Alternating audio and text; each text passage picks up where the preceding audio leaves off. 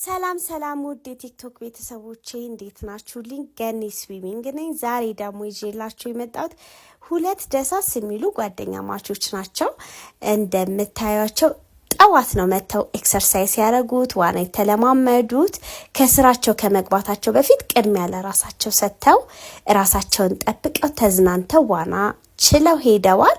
ቤተሰቦቼ እንዲሁም ደግሞ ሴቶችዬ ከወሊድ በኋላ የሚመጣ ውፍረት የተለያየ ነገር ያመጣብናል።